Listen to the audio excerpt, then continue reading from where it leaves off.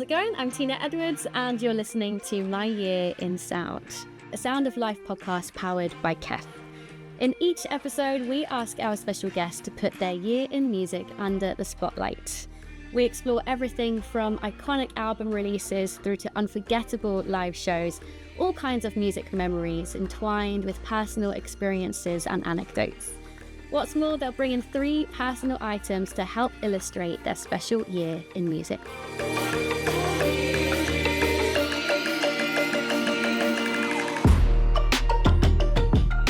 Samora Pinderhughes is an Emmy award-winning composer, pianist, vocalist, filmmaker, and multidisciplinary artist from the Bay Area. His work is broad and deeply emotional, driven by socio-political issues and a desire for justice and equality for all. His new album, Venus Smiles Not in the House of Tears, marks another new chapter which at times is guitar-driven and at other times is electronic-tinged, but all tied together by his admirable transparency and way with words.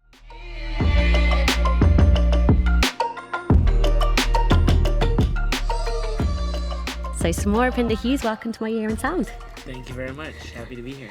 Good to have you here. And your gig at St. Martin in the Fields last night was amazing. It was beautiful. I could really feel people in the room were so engaged, hanging on your words, hanging on the music, and just a beautiful setting as well, this church setting with quite surreal kind of stained glass window designs and candles, and yeah, the whole thing felt absolutely beautiful. How was it for you?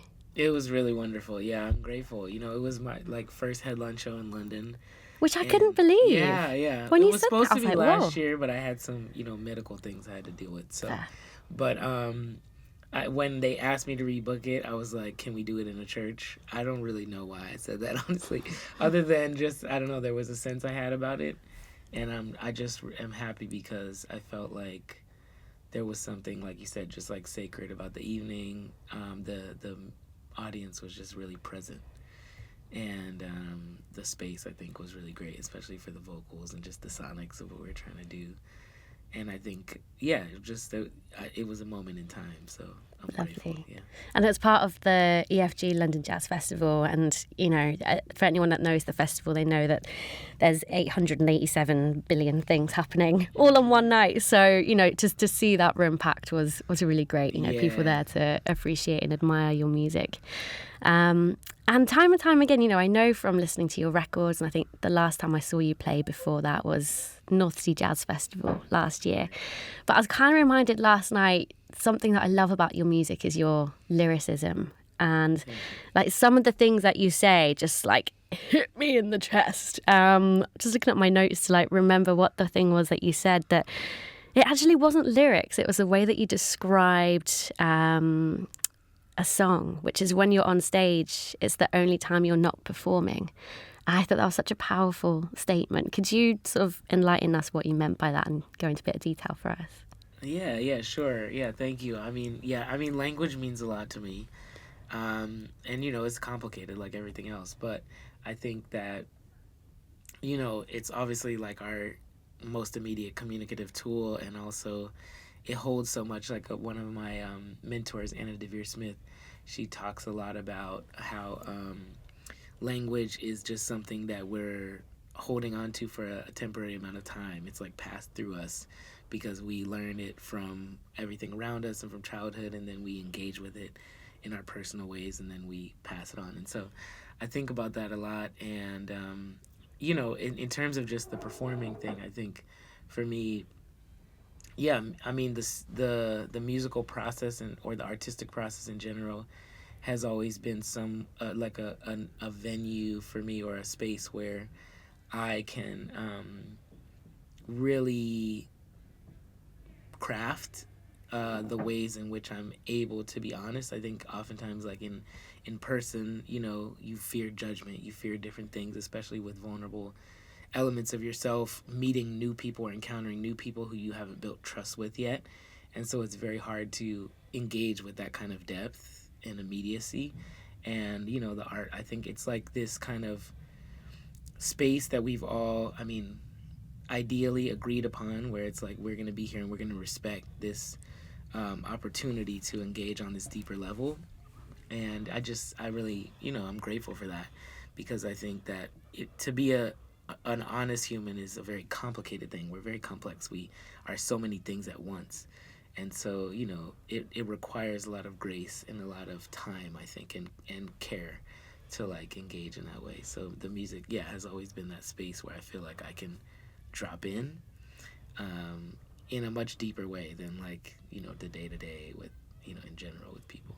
And I think you're very aware of other people as well. I think one of the first things that you opened the gig with was how is everyone? Is anyone feeling guarded? And I thought that was really beautiful, actually, because especially in the UK, I think we can be quite stiff audiences sometimes. We don't always let loose or, jump into like crowd participation so easily.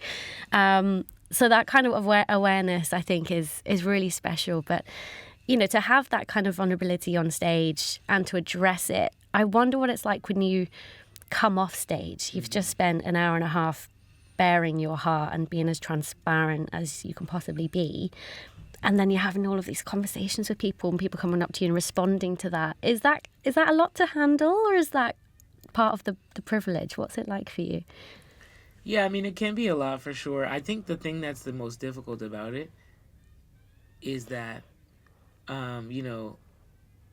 like usually you don't have time to engage with everybody for a large amount of time, because there's a lot of people who want to, engage, if you're lucky, with you. And so, I kind of have this feeling that it's a little bit lopsided, because it's like people have just spent an hour plus with me going so deep into these things, and, best case scenario, they want to engage in that way, like it inspires them to connect. But I have like 5 minutes with them, and so that sometimes makes me, feel a little bit bad, because I want to get deeper with folks, and so I just kind of trust that they understand the situation. But I'm always, very honored that people want to connect. It is definitely like also, there's an exhaustion there as well too, because I give a lot, and. Yeah, so sometimes I don't like have all of my energy, but I really appreciate it, and like I really don't take for granted that people not only like show up and engage with the music, but that so many people like through this tour that we've been doing have expressed like how the music has connected with them and what it means to their lives, and like how things have shifted for them because of the music. Like, that obviously means so much. So, yeah, absolutely. Yeah. Let's talk a little bit about the new album, Venus Smiles Not in the House of Tears. So it kind of feels like a bit of like a sonic jump from, not a jump, not like a big leap, but it's definitely a different direction to Grief, to the album that came out in 2022. A little bit more guitar oriented, a little bit more electronic. The contemporary jazz elements are still there, but maybe a bit more subtle. How did you kind of arrive at this new sound? Like, what kind of things have you been feeding on since the last album? Yeah, I mean, the funny thing is actually I started working on this project before I actually was working on Grief, and I've been working on some of these songs for as long as like 7-8 years. And so this kind of sound has been in the works for a long time. I worked on this project in collaboration with amazing producer Jack DeBow, who's like also a great drummer, and he's been with me since the beginning of this project and co-created it with me. And so Jack and I just literally like been chipping away at it for many years. Can I ask why it took so long? How come you started the album and then you released your debut halfway through working on this album? Yeah, I mean, basically, it's by far the most personal material that I've ever done. And so a lot of the early songs were just me kind of like, I feel like I learned how to be myself through this project, and learn in a few different ways. I mean, just like learning how to be honest on a project, but also learning how to sing through the project. Like I had just started singing when I started writing some of this music. And so some of these songs I had to like re-record like 4 or 5 times as I got better.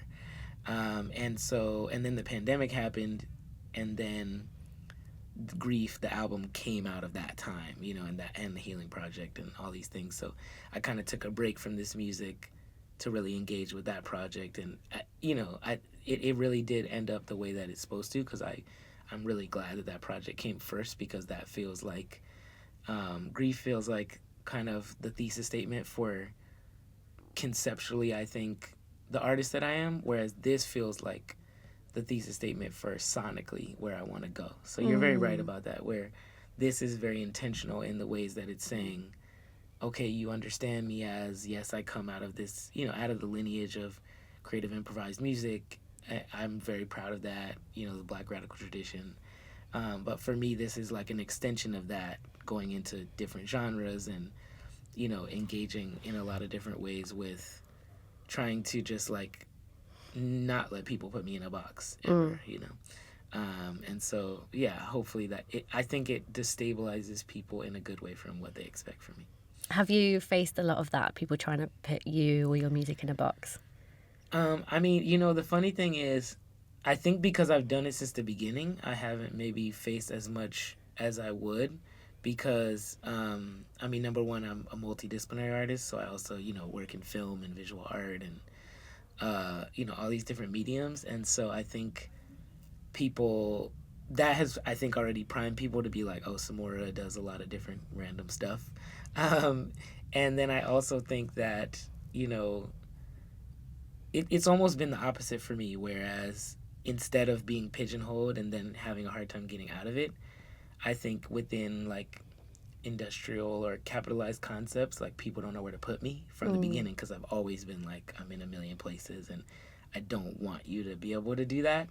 And so sometimes rather than the trouble being the pigeonholing, it's more like we don't know what category to put you in, or we don't know what space to like sell you in, you know. And so that, you know, that brings its own challenges, but I would much rather that than having to like fight my way out of a box, you know. Yeah, you've got a very well curated creative life, essentially, you know, which is very honest to who you are and your belief systems, and you know, not a straightforward road, which I suppose is much more nurturing creatively. Yeah, and it's what's been natural for me. It's always been the case. I grew up with all kinds of music and all kinds of art, and I don't think in that way. I just only think about what the story requires. You know? But what kind of things were you absorbing with music and art when you were growing up?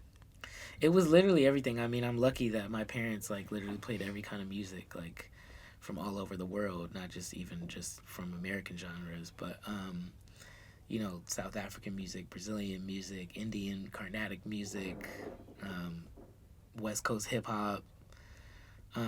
Did they work in music, or were they just big fans? Mean, you know, both me and my sister are musicians, but we're the only musicians in the family. My parents are both professors and community organizers, and do amazing. Like, they're my heroes. Like, they do incredible work, like very, you know, changing people's lives every day type work. And they're deep into art. And my mom is like a wonderful visual artist, but, you know, not like professionally. But nobody does music, so yeah. Who knows why that happened, but I guess, you know, you two are perhaps a product of your upbringing, in a sense of they have fed you so much to inspire you both. Yeah, and the Bay Area too. I mean, like, that community is just, everybody's an artist. Everybody's full of music.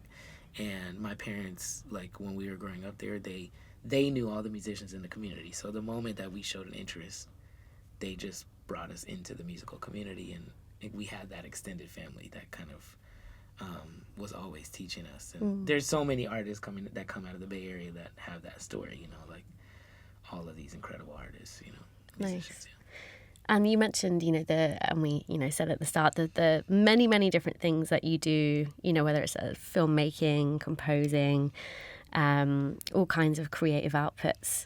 I wonder if there was a kind of, I don't know, like a moment or a chapter in your life where you were like, oh yeah, I'm not going to pick a path. I'm just going to pursue the things that bring me joy or have meaning, or I don't know what it was for you. But Because I think for a lot of people it can feel a bit like, oh, okay, yeah, I'm going to pursue music, or I'm going to pursue film, or I'm going to pursue theatre. Did you ever have a moment where you were like, oh, I'm not going to choose? Or was it never it was never a thing that you had to pick anyway? Did it always feel open? I mean, yeah, some of it was just through luck and like just happenstance. And some of it was honestly through, and I think it's really important to say this too, which is like some of it was because things didn't work out. Mm-hmm.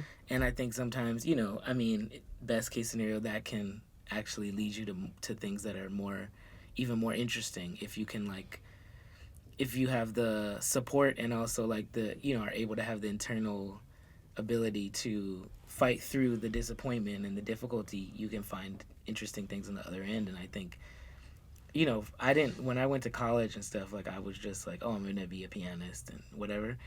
And I just was super depressed and I didn't really understand why. I just knew I didn't fit in the environment of people that really had that track already and understood, like, I just want to do music and I just want to do jazz or whatever for my life. I just didn't fit it, and I couldn't understand why, because I didn't know yet that I could do my own thing.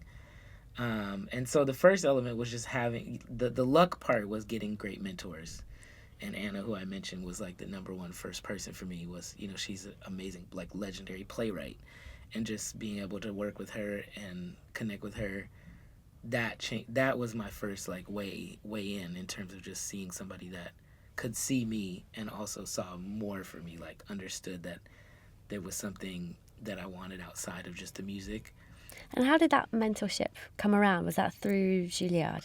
No, it was through my childhood. So I had a teacher at this program that my sister and I went to called the Young Musicians Choral Orchestra, which is an amazing program in the Bay Area. It's like a free program for youth who otherwise wouldn't be able to afford lessons and training. And we both went through that program, and there's a teacher of the big band there, Marcus Shelby. He's like a legendary Bay Area bassist, and he did the music for several of Anna's plays. And so Anna she teaches a class at NYU, so she was looking for somebody to run these music exercises for her theater class. And she asked Marcus, like, is there somebody in New York that would be interested in this kind of work, who's a musician?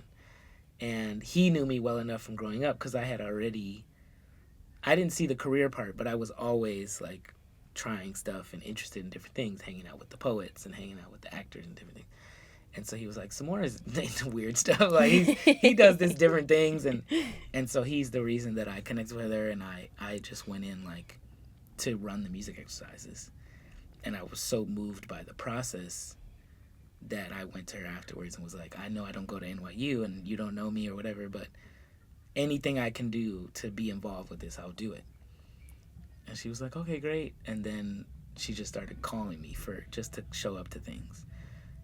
And that it was very, like, much that. There was no conversation. She was just like, it's actually funny, like, as an aside, just especially because Quincy just passed, rest in power, but like, literally the first thing she called me for, she was like, hey, just show up to this address. And I had literally had like 5 conversations with her. And I was like, okay, I'll show up. So you didn't know what you're going for? I had no just idea. Like, be here. No idea. Just show up to the address. And it was the premiere of a new documentary on Stephen Sondheim. And Sondheim was there, Quincy was there. Oh, my days. Yeah. I mean, how would you prepare for that anyway? No, I didn't know. Like, no prep. Yeah, you couldn't prep it. No. And I was like, what is happening right now? And she was like, introduced me to them. Quincy was like, okay, what do you do? Like, da-da-da. We talked about orchestration. He started testing me. You know, what would you put with this, like, in the string parts? Huh. And he was like, I passed the test, luckily, and I was like, so it's like... Big ups, because a Quincy like, okay, Jones test wouldn't be an easy test, I feel like. No, he was testing. He's pushing you. Well, that's just a beautiful testament to mentorship and what an impact it can have. And if you can see it, you can be it, you know. It's everything. It's so important. It's everything. Beautiful. And a lot of your work, you know, I feel is important to touch on is... You know, we've touched on vulnerability, but a lot of it is on masculinity and mental health and exploring the connections between the two. Does that kind of feel like a I don't know, like I don't want to call it a research project, but like an area of discovery for you? Is it a kind of a lifelong thing that you're in?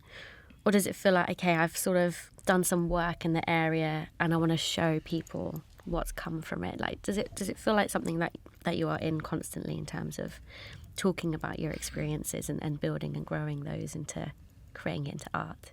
I think it is. Yeah, I think it's one of the threads that'll follow me. I mean, who knows how long, but I do see it that way. I think it's the case in music, but I know for sure, like, I think a lot about it with film because I also make films about these things. And, you know, there are certain filmmakers who just follow certain themes. They'll make 10 movies about the same general theme, but they'll be very different films. You know, Scorsese or Spike Lee or, you know, Godard or whatever. And, you know, so I understand that to be something that I think, you know, there's these core questions you have in life that you can unravel forever, all the different dimensions of them. And I think that is definitely one of them. Mm-hmm. There's, I think, multiple of those. But, yeah, I would say that is definitely one because I feel very strongly about it. I think there's so many dimensions to speak to on it. And I think there's actually some interesting... yeah, I think once you, like, get into a subject, you know, you can kind of create, like, your entryway into it, and then you can get even more interesting about the ways that you get into detail. So, like, Masculinity, the song from the Grief album, was kind of, like, my first entryway into dealing with those questions, but I think there's some pieces on the new record that people might not think are about that, but they're, like, other elements into that, you know? Like Drown or Storm versus, you know, yeah.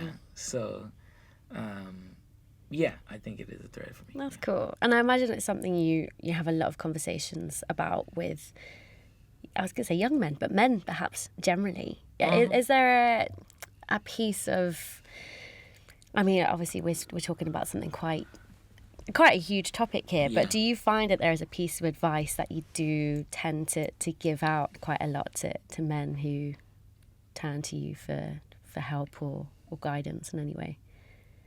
No, I mean, I would never be good enough I would never think that I could give anybody advice. I mean, I think that, you know, hopefully the music does things, but I just, yeah, I would never think that I would be the person that you should go to for advice. I think if somebody asked me about it, I would just say, just never think you're above at continuing to ask the questions. I think that's the biggest thing for me. Like, the music is about questions for me. I always come back to questions, and I never claim to have answers for anything. I think that I'm just continuously trying to go deeper and deeper into the questions of things, and one of my main elements is, like, one of the complexities, the beautiful complexities of being alive is that you can at once, like, search deeply and learn and engage on something, and also still, if you're humble enough to realize you'll still never know everything. You know, you never really understand everything about that. And I think that's one of the things that we don't do well sometimes as people, is that we want to triumph over things or say we've got to this place, and so we kind of stop, like, holding ourselves accountable to that thing, you know. And there's this binary where it's either, like, we're the worst or we're the best, you know. And I think with something like, you know, masculinity, you know, like, there's probably never going to be a world where I, as a person, am not going to still make mistakes and engage and like, have those things show up in me and in relationships and different stuff in ways that I need to keep working on them. But that also doesn't mean that I can't operate on the knowledge I have, you know? So it's like, you can't be in either place of saying I know everything and I'm over this, or I'm better, or I don't suffer from this thing. But it's also, you do have to learn the lessons and, like, be better. So that's why you could always work on it. That kind of leads quite nicely to talking about the PhD that you're doing, as if you're not busy enough, which I love. But you are doing a PhD right now in, let me get this right, creative practice and critical inquiry at Harvard. Big ups. What is that experience like? What are you kind of diving into right now? Yeah, I mean, again, it's another thing that I just feel super lucky because, you know, I was introduced to that program through Vijay Iyer, who started it and who's like also become a mentor and is somebody that I admire so much as an artist and a human. Somebody with I just feel like he just has so much integrity as an artist and also a person in the world, like operating really based on the principles that he puts into the work. And he has, really like given me the room through this program to connect the artistic work I want to do and the scholarship, like the ideas. And, I've always been somebody, this comes from my parents first, who, like, they are people that make a lot of change in the world and also are deep inside of, like, the pursuit of knowledge and are teachers. So I really believe in, like, scaffolding the artistic material with knowledge. But I also think that, like, art is still a heart practice for me. It's not something that can only be about thinking. And so I think for me, the process of going through this PhD is really about trying to learn as much as I can in a very concentrated way with people who have studied a lot, to then try to figure out how can I apply that very practically to both the artistic work that I'm doing and also to the work that I'm doing, in the world, both through like general community work and also through my organization, the Healing Project. And so, yeah, my PhD is on abolition and sound. So a lot of it is about histories of prison abolition, what that mission is, and also what sound has to do with that, how sound is evidenced in the histories of abolition and also in the abolitionist practice in the present. So it's very ongoing. I still have like more work to do, but yeah, I'm grateful to be in this program where I feel very supported to not just like engage in the ideas, but really try to put them into practice in the world. Good luck on that journey. Thank you. Tell us a little bit about the Healing Project. Yeah, the Healing Project, I started it, just as an artistic project about 10 years ago as a way to try to create community dialogue and art practice around healing from structural violence. And so that includes everything from the effects of poverty to policing to environmental racism, youth violence, but this very specific kind of most immediate subject matter that it's become the most about is the prison industrial complex, which is, a huge issue, not just in the U.S., but around the world, but in particular in the U.S. And so it started just as an interview-based project with hundreds of folks in 15 different states across the country, and now it's been formalized into an organization that continues that practice of like community art making, which we do with formerly and currently incarcerated people, presenting their work and then also using that work to hopefully leverage it for both their, case, like change their material lives, work on their cases, but also to, try to get people to change their concepts of who people are that are incarcerated and the capacity they have to not only like engage in the world, because oftentimes the carceral system separates them from the world, but to actually like be the architects of the world that I think we want to build, which is a world based around healing. And I think it's just a big passion of mine, which is that, the people that suffer the most usually in society from structural issues are the people that have the least say in actually being able to create new systems. And so, and oftentimes they happen to know the most about what those systems could look like because they've suffered the most from the opposite. And so this project and now this organization is really built out of that idea that like we are the ones that we've been waiting for, and trying to create the scaffolding for people to be able to have their voices heard in that way.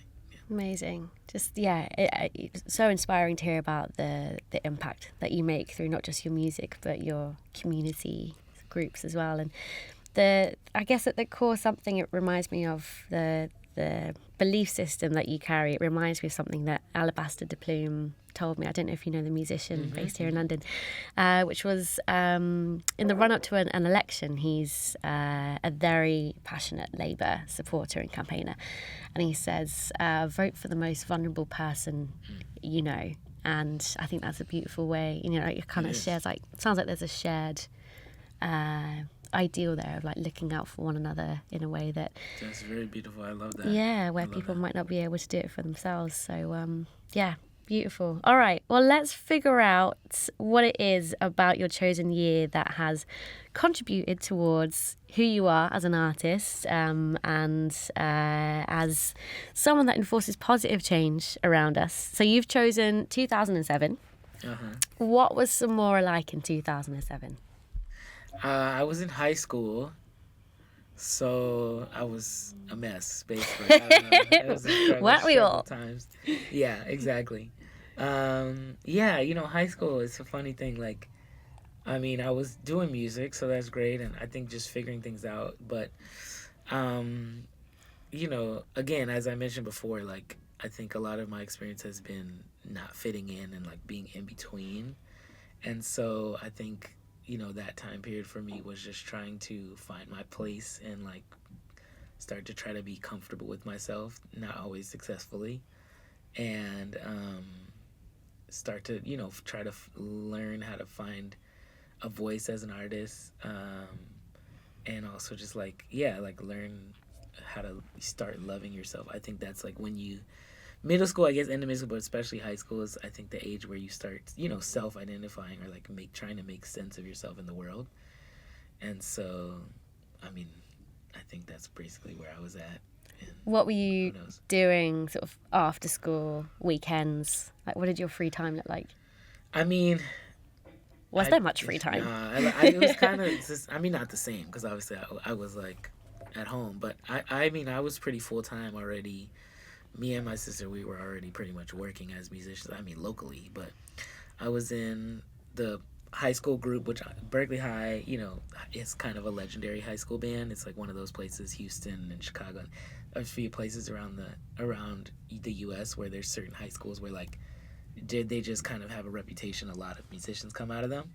So there's, like, a million legendary, especially jazz musicians that come out of the Berkeley High School band. So that was a pretty, like, I was in band practice, like, every day. And then I was in 2 different hip-hop groups. I didn't know that. Nobody knows this. One will no one will ever know about. It was fine. Like, we were good, but, like... Have you burnt the evidence? Yeah, banned the evidence. Damn, okay. And the other one, actually, randomly, like, a lot of people from that group are, like, really doing very, like, big things in art now. Daveed Diggs and Raphael Casal were in that group, and Shanaka Hodge, like, amazing poets and artists, and Cootie Hodge, honestly, like, everybody in that group was, like, very dope artists. The other one was too, but the other group was more like people went on to do other non-arts things. Right. They're in, like, finance or something now. They're in good stuff, but yeah, they decided to do other things with their life. Sure. But yeah, I was doing that, and then I was kind of, like, very serious about school. I didn't really plan to do music after that, so I was, like, trying to get it, you know, good grades. Yeah, fair enough. So you've got 3 items that represent your year in music, or you know, things that you were up to in that year. As we mentioned at the top of the podcast, you're on tour right now, yes. So they're not with you, but that's okay. They are at home. Yes. Is home the Bay Area still, by the way? Now I live in New York. New York. Okay, yeah. Sweet. So tell us about your first item. Yes. So my first item, which is, like, a very treasured possession, it's not a piece of music from that year, but it is a signed album of McCoy Turner. Ooh. Because I went to see his show that year, like, as a, you know, burgeoning jazz pianist, and he was, like, my favorite guy, like, my favorite at that time. So I went to see him at Yoshi's in Oakland, and he was very, you know, speaking up after the show, you know, like, this is why I want to spend time with people after the show, because it's people like this that spent time with me, like, after the show. He, you know, talked to me for, like, half an hour about music, and, you know, I brought my copy of The Real McCoy, which was my favorite album. He signed it for me and was like, keep playing, you know, and it's just those things that, like, as a young artist, like, they give you that hope, you know, that you can live up to, like, the dreams of your heroes. So yeah, that was, like, a major moment for me. That's beautiful. And I love that album. And those memories really do stick. I've got a version of that myself. I mean, I grew up, like, so into, like, indie and emo and post-punk, and I went to go and see a band in Portsmouth on the south coast, but I lived on the Isle of Wight, which is this little island off the south coast. And you'd get to go for like the support act and then the first 2 tracks of the headliner, and then you kind of have to run for the last boat. But we were just like, screw it. We're going to get the 4 a.m. car ferry home and just like let our parents be mad at us. But we managed to stay and somehow find our way into the after party and spent an hour with the band. And it's like those moments, and I got to give a letter as well that I wrote to the lead singer. And I was like, he came over and gave me a massive hug and he's like, oh, are you Tina? Are you the one that wrote the letter? Those memories make you just feel warm for the rest of your life. 100%. Whether or not you still listen to their music or not, it's just feeling heard and seen when you're that age. It's so beautiful. Exactly. And I still like, you know, it's because you're speaking of, it was the first thing I thought of when it comes to like actual material, you know, possessions that mean a lot to me, because I literally I've carried that album with me through my whole life, and I have it in New York, like on my altar. Like, I see that record every day, you know, and it's a very important, you know, I'm not a material possessions person that, like, cares about that many things, like, but that's one of the things, like, I will carry with me forever, you know. Yeah, signifies something for you in a time. That's cool. Tell me about your second item. My second item is also an album, but it actually came out that year. And I had it on CD at the time. Now I have the vinyl, but I wasn't into vinyl at that time, which is In Rainbows, Radiohead. I had such a weird feeling you were going to say Radiohead. Okay. Yeah. I can hear this in your music. Oh, yeah. So, yeah, I mean, the funny thing is I wasn't singing at all at that time. Like I told you, I just really, I was singing like to myself and I was writing music, but I never sang in public until I think maybe 2016 or something, and I never planned, like that's the biggest accident of my whole artistic life, was becoming a singer. I never planned to be a singer, and I'm very grateful that happened, you know, but as I like started to actually become a singer, like Thom Yorke has been my biggest influence as a singer, 100%.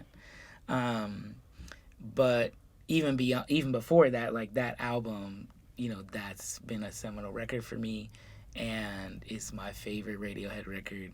And that was the first year also where I started to kind of get into music that was outside of like what my training had been at the time, which was really mostly just like Latin music, like music from Cuba and Venezuela and these places, and then jazz. And so and maybe a little bit of like rap, but like very restricted. Like I didn't listen to things that were on the radio. Like that wasn't really my household's kind of vibe. So I had like Tupac records and Public Enemy and stuff, but not things that were coming out in 2007. Sure. But that album is great, and I actually have a strange but fun story of like how I found that record, actually, because it was actually randomly through jazz. Like it wasn't through like it coming out, which is probably, you know, it was a big record. Most people would just find it from like it being popular, but I went actually to a Wayne Shorter concert that same year, and Brad Mehldau Trio was opening for Wayne Shorter, and I didn't know about Brad's trio. Again, most people would know about this, but I was not hip, and they were opening, and I remember being like, who put this guy on the gig? Like, who does he know? Like, I really had no idea who Brad was as a pianist. I'm kind of embarrassed. And then they played, and I was like, this is amazing. Like, you know, was really into his set. And that was the kind of moment where also he was incorporating a lot of different music into his set. So he was playing Radiohead music in the show. And I was like, what's this music? Went to check out his records, and I was like, oh, this is the music. And that's how I found the Radiohead music. So yeah, that album has been like extremely transformative in my life, and it was also a big influence on the Venus record. Probably the biggest influence on the Venus record. Yeah. I can really hear that in your falsetto, in your chord progressions, and like just the little minor tweaks that you might, like additional notes that you will add to a chord. I'm not a musician, so bear with my limited language, but I can hear it. It's all the details. I mean, it's like also it's the way that the band works, like, and connects with, you know, with each other. It's all the sound design choices that Johnny Greenwood makes. And it's also even structure. Like, you know, there's certain songs on that album, like Weird Fishes and All I Need and things, where you'll have kind of the main elements of the song and then it'll just explode at the end.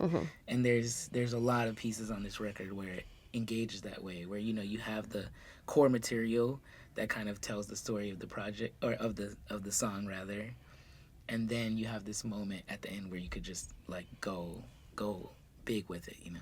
So I definitely took that from just stole that from In Rainbows. That's what I mean. Art is there to inspire other art. You know, we share these ideas, we hear it, we bounce them back, we respond. It happens. Great. I love hearing your selections. Tell us about the third. Yes. The third is not a musical thing, but it is something that has influenced my music a lot, which is the James Baldwin novel, which again, it did not come out in 2007, but I read it in 2007, and it's the novel Go Tell It on the Mountain. It was the first novel that he wrote, and he has since become like my guiding light in life.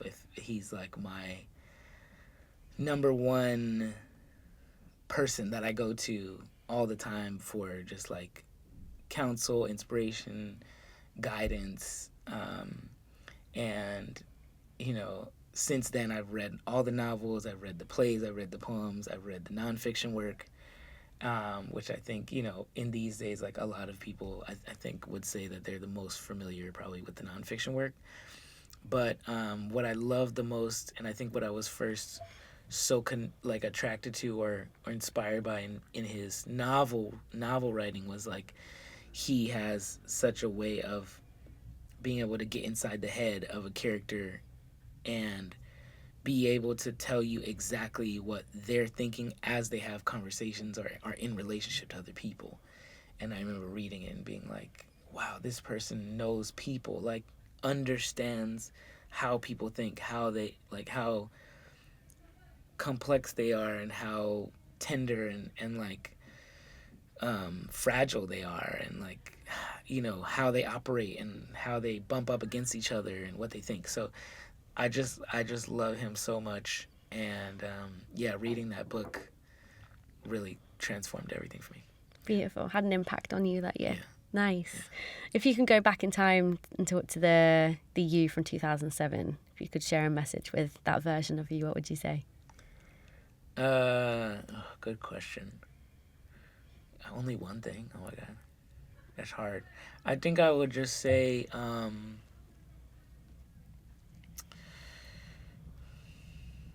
probably would just say be kinder to yourself. I think a lot of us say something like that, and it would go a long way if we could hear it from our future selves. Yeah, beautiful. Samora, it's been so lovely. I could chat to you all day. But thank you so much for being on my year in sound, and enjoy the rest of your time in London. Yes, thank you so much. Much love.